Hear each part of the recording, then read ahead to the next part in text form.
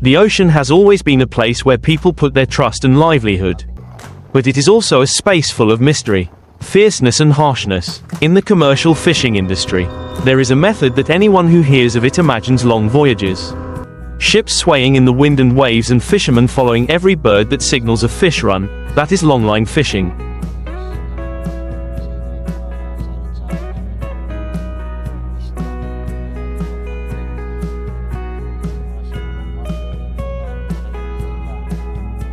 Longlines are not just a few meters long, but sometimes stretching for dozens, even hundreds of kilometers, on which hang thousands of hooks baited with mackerel, herring or artificial bait. When dropped into the ocean, they become an invisible matrix, spread out to attract and capture the giants of the deep sea, silvery bluefin tuna, powerful and dangerous sharks, swordfish with long, sharp beaks, and a series of other large fish.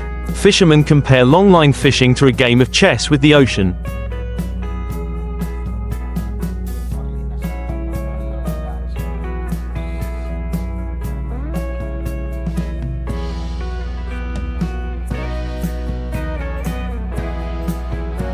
They have to know exactly when the tuna pass by, when the swordfish rise near the surface at night, or when the sharks appear to follow the scent of the bait's blood. The story is not simply about dropping the line and waiting, but a battle of wits, a race of knowledge about marine biology, about ocean currents, about fish preservation techniques after catching, because bluefin tuna have huge value in the international market, especially in Japan, where a fish can bring in hundreds of thousands of dollars if fresh. Therefore, fishermen always pay attention to how to choose bait, how to handle the fish as soon as they are pulled onto the deck.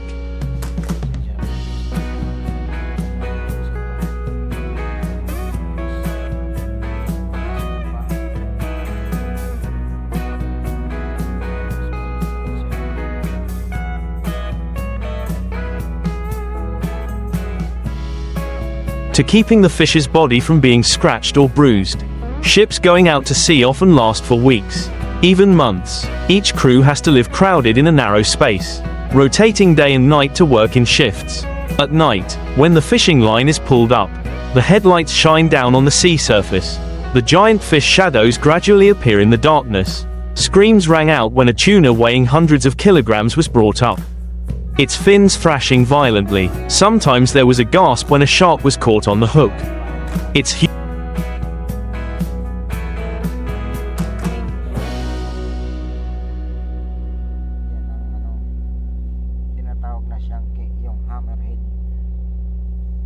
huge body struggling, creating a deadly danger if the fishermen were not careful. Some people recounted that just one swipe of the shark's tail could cause a sailor to fall into the sea and disappear immediately. But for them, it was work, flesh and blood, something familiar from their ancestors. The longline fishing industry is also associated with stories of perseverance and controversy. Perseverance, because it shows the ability of humans to conquer the ocean, turning the strongest fish into a source of food and economy. But controversy, because many large fish species today are facing the risk of depletion.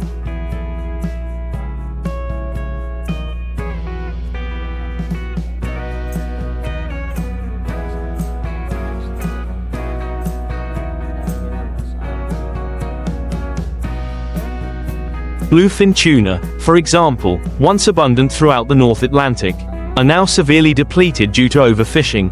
Swordfish, once considered an aggressive species, are now also a favorite target on the dinner table, causing many conservation organizations to raise alarms. Sharks, as apex predators, when overfished, will unbalance the entire marine ecosystem. However, for fishermen, the story cannot be seen as simple as a chart or report. Each trip to sea is a bet for their whole family. It is the bank loan that needs to be paid for the boat.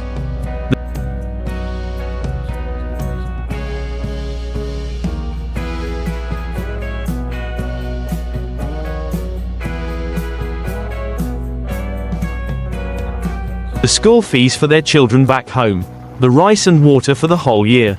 And so, despite knowing the risk of depletion, they are still forced to continue to cast the line, forced to believe in the luck of the sea. There are calm nights. The fishing line is lowered smoothly like an invisible thread cutting across the water surface.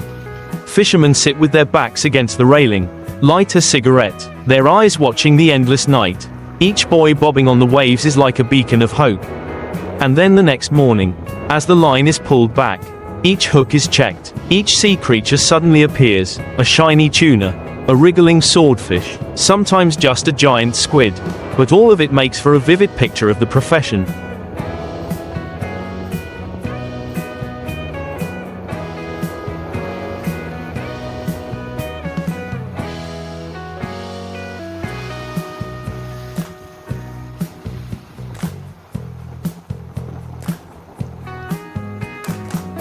As the sun rose above the horizon, the sky changed from dark purple to bright red, and the entire ship was bustling with new energy. The sailors were pulling the ropes. The winch was roaring, the cables were screeching. It was the decisive moment, whether last night was a lucky night, or just the cold silence of the sea.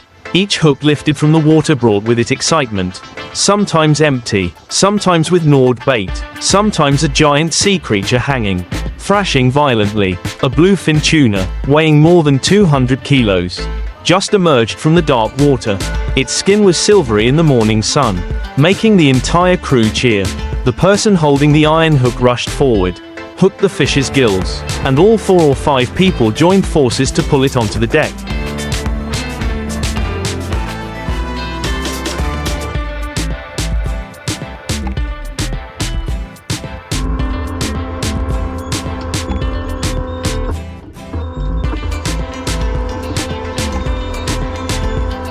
The sound of tails flapping, seawater splashing, sweat flowing and mixing with the salty wind.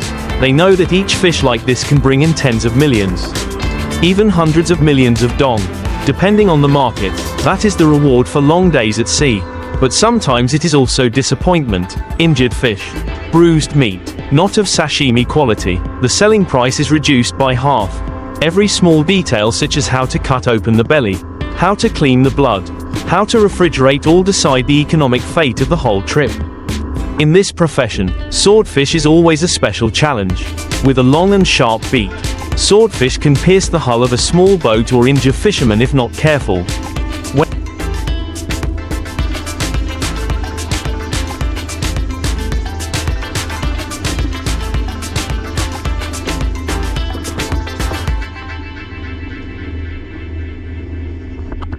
When hooked, they often struggle violently, sometimes rushing straight towards the person pulling the line. There are tragic stories of fishermen being stabbed through the arms, legs, or even dying at sea by swordfish.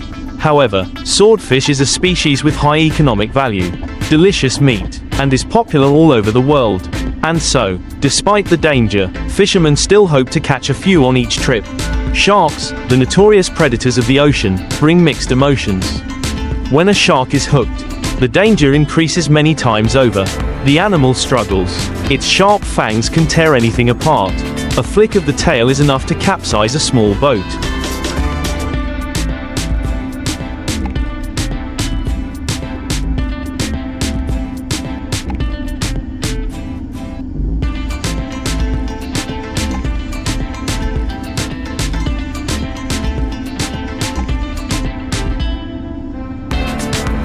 But on the contrary, shark fins used to be a luxury item, especially in Asia, causing many fishermen to not miss the opportunity.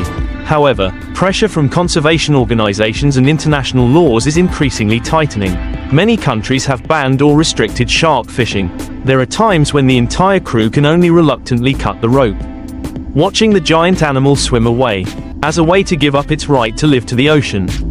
On unfavorable days, the sea is so cruel that it almost exhausts the whole crew. Waves are tens of meters high, the wind howls, and the pouring rain obscures visibility. Fishing lines hundreds of kilometers long sometimes break and drift away in the dark.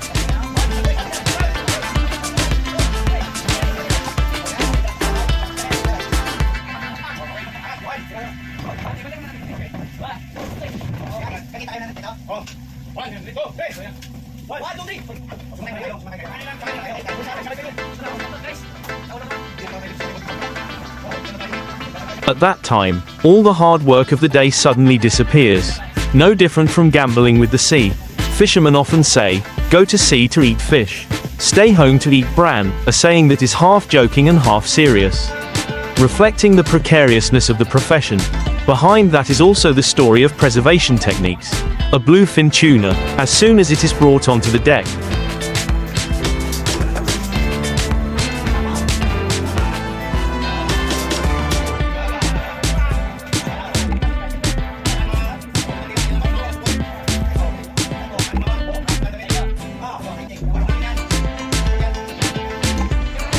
must immediately be split open, its organs removed, its blood washed away with cold seawater, then stuffed with ice or put in a freezer.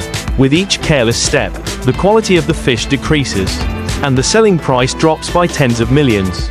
The Japanese, experts in the tuna industry, even go directly to the fishing port to check each fish. They use flashlights to examine the fish's flesh, look at its color, check its elasticity, and smell its flavor. Therefore, the more pressured the fishermen are, the more they have to comply.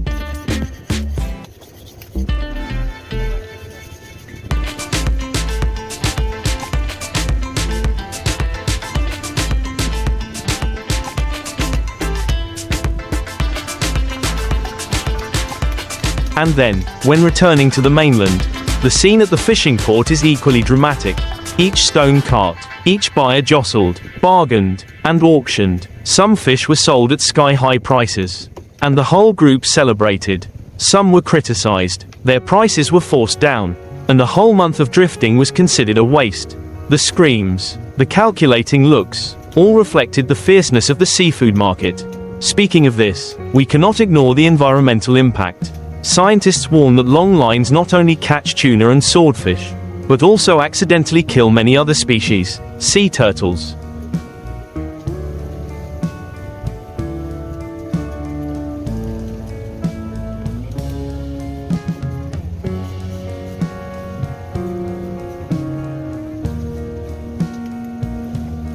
Seagulls, and even baby whales. Every year, hundreds of thousands of non-target creatures die unjustly, making this method the focus of criticism. International organizations continuously call for reduction, application of repelling devices, changing bait types, and changing hook designs to limit this. But in reality, fishermen do not always have the conditions or are willing to change.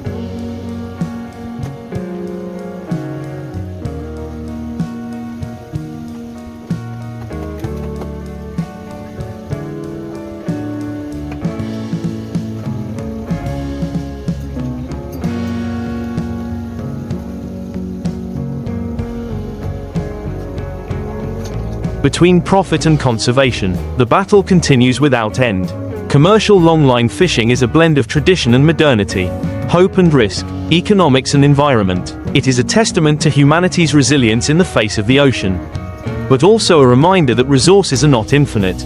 On deck, each tuna pulled up is not just a meal, but also a livelihood, a culture, a history, and somewhere far out at sea, schools of fish still migrate silently, continuing their life cycle of millions of years, while humans continue to work hard to find ways to cast nets and cast lines to prolong their harsh yet intimate relationship with the ocean.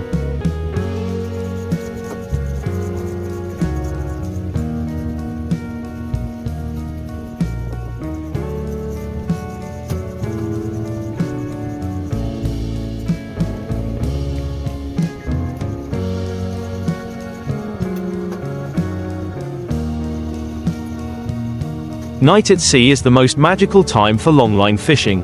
When the ship anchors in the middle of the ocean, the spotlight shines on the water, attracting schools of small fish to rush forward, shimmering like galaxies at the bottom. The low rumble of the engine, the rhythmic sound of waves lapping against the ship's side, mixed with the laughter and calls of the sailors. They drop thousands of hooks, each baited with fresh small fish, sometimes squid, sometimes artificial bait with flickering light to attract predators. The fishing line drifts for dozens of kilometers, turning the sea surface into an invisible battlefield. The work at this time requires concentration and discipline. Each sailor must stand in the right position, drop the bait in rhythm, making sure the line is not tangled, the buoy is not tilted. A small mistake can cause the line to wrap around the leg.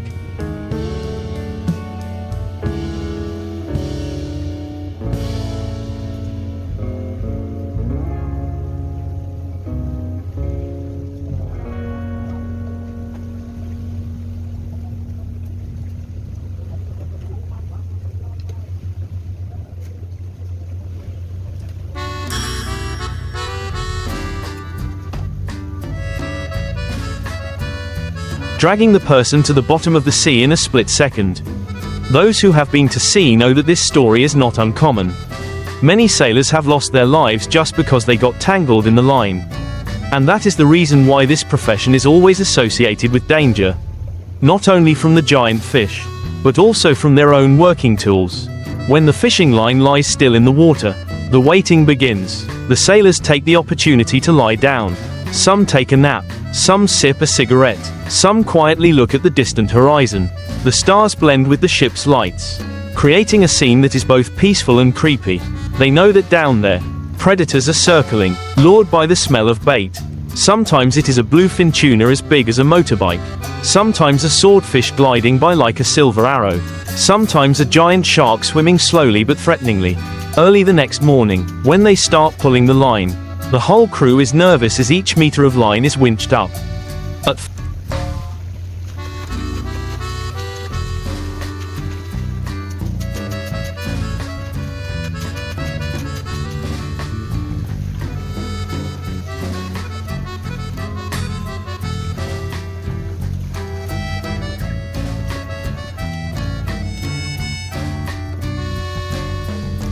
first, there are only empty hooks.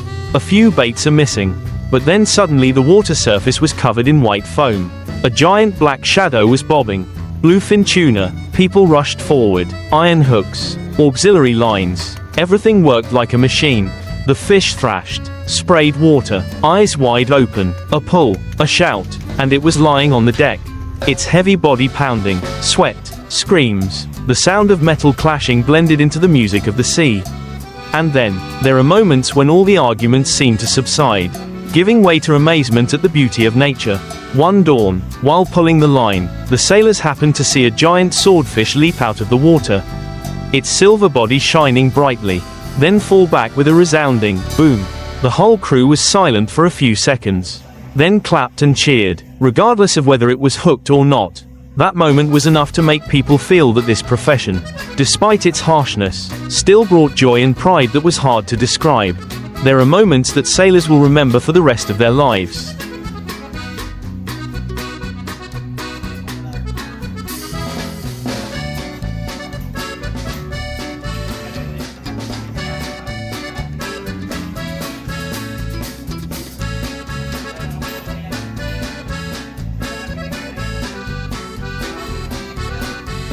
When they are faced with the strange silence of the ocean, after many days of casting and pulling lines, only to find empty hooks, buoys floating, lost bait or only a few bones left, the whole crew is immersed in heavy disappointment.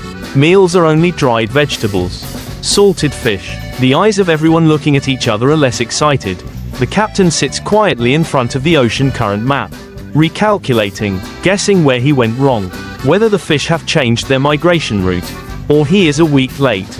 In this profession, nothing is certain, the ocean is always unknown, and that silence is sometimes even harsher than the storms. Then there are times when hope is almost extinguished. A small sign appears. A school of dolphins suddenly jumps out of the water near the ship.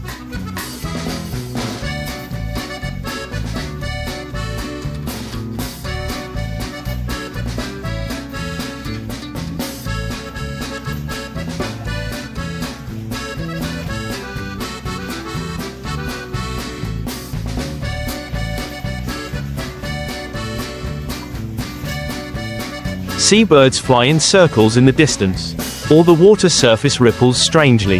That was when everyone immediately woke up, hurriedly dropped more lines, and kept their eyes open to observe. And when the lines were pulled up with big, heavy, sparkling tuna, cheers broke out, erasing all the tiring days. It was moments like that that made the fishermen believe that the sea, though cruel, always knows how to reward patience. During the long journey, the people on the boat bonded together like a strange family. They shared every bite of rice, every sleep, every life story. The old people recounted their experiences of swordfish fishing from the past. The young people listened, their eyes sparkling with admiration and longing to witness it with their own eyes.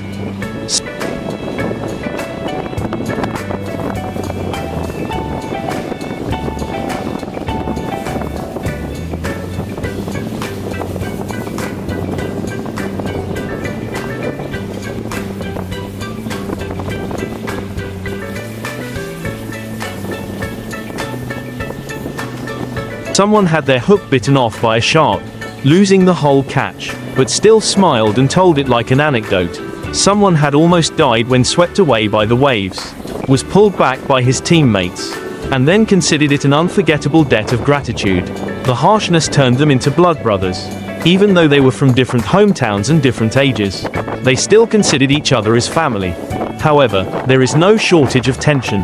When the trip goes wrong, when the captain makes the wrong decision, conflicts can arise. Some people grumble, some get angry, sometimes there are fights. But then, the vast ocean does not allow him to be separated for long.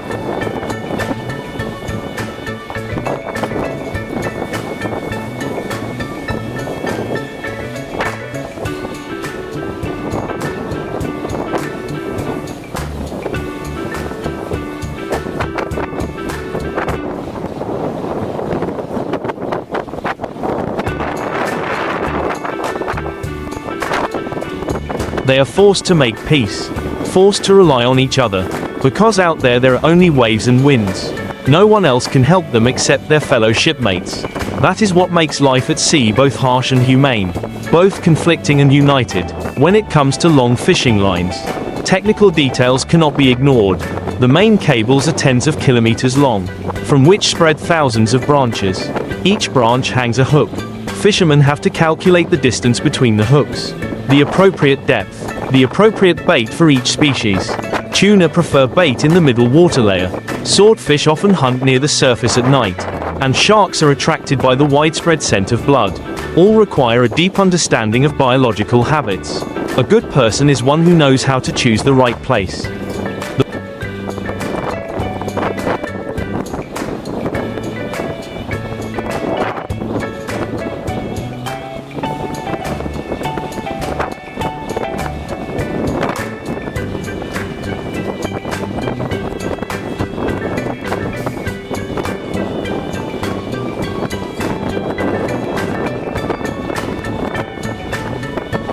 The right time, the right bait. Just a small change can decide whether the whole trip is a success or a failure. And when successful, the real reward lies not only in money, but also in the feeling of victory. When a bluefin tuna weighing 100 kilograms is pulled onto the deck, the fishermen feel that they have overcome the challenge, that they have affirmed the power of man over nature. They look at it lying there, its massive body shining silver, its eyes wide open, and in that moment, pride is mixed with respect.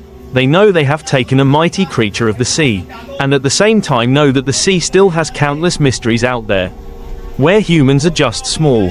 Sometimes, on quiet nights, a sailor sits leaning on the railing, looking at the vast sea. Suddenly his heart is filled with thoughts about life. He thinks of his family, of the mainland, of the children waiting. This profession provides them with food and clothing, but also takes away from them long days that cannot be returned.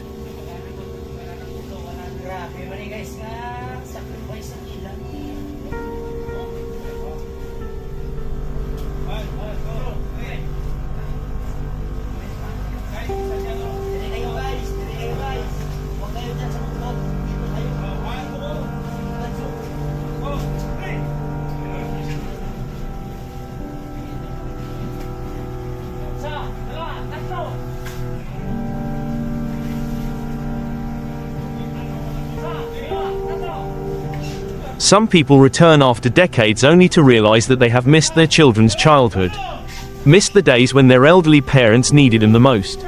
The sea gives them many things, but also takes many things, and that trade-off is something that anyone entering the profession must accept.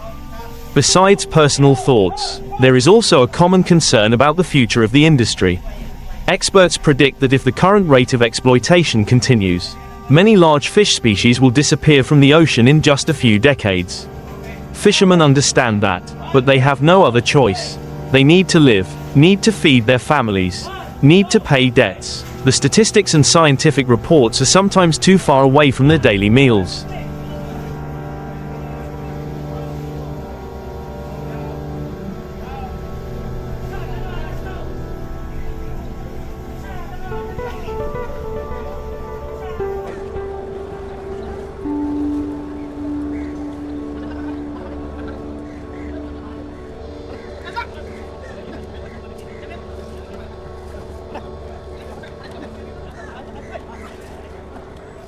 And so, the cycle continues. Fishermen still go out to sea. Fish are still pulled up. Conservation organizations still speak up. And the ocean silently endures. But the sea never stays silent forever. There are years when tuna fish almost disappear completely. Fishermen return empty-handed, heavily in debt. There are seasons when the fish change their migration direction, causing the once bustling sea to suddenly become deserted. That is how nature reminds people that nothing is endless, that greed cannot last forever, and fishermen, whether they like it or not, must learn to adapt, to learn to balance. Many times, instead of tuna or swordfish, the sailors pulled up a white shark. Its strength made the whole crew's hearts stop. A 4 or 5 meter long shark, when hooked, would struggle so much that the whole deck shook. Many sailors had no choice but to cut the rope, because holding it was too dangerous. But sometimes, cutting the rope was not easy, because the ferocious animal could rush into the side of the ship.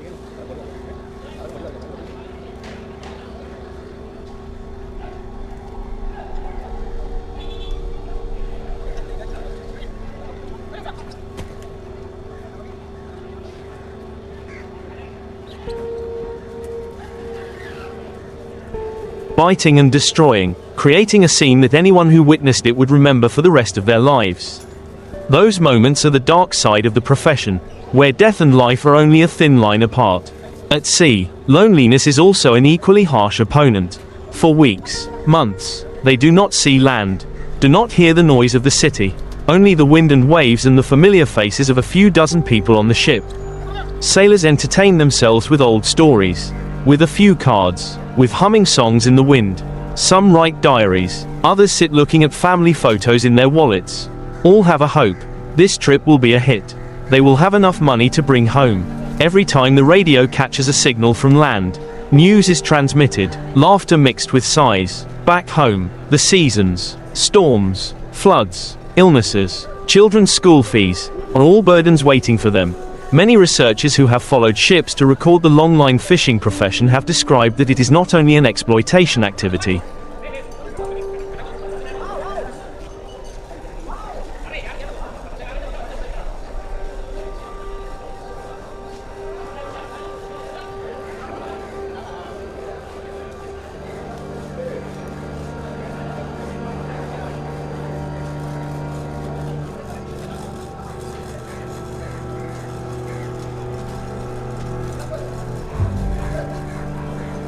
but also a way of life.